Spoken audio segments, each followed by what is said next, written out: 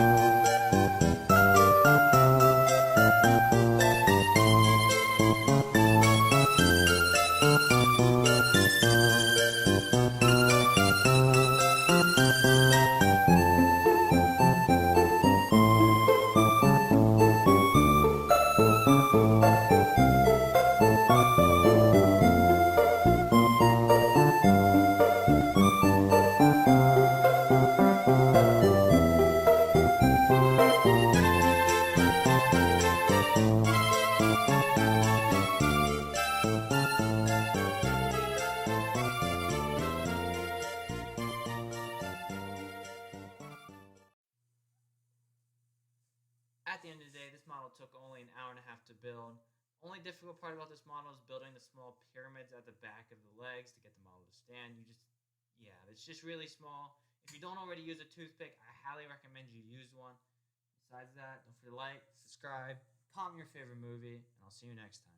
Bye-bye!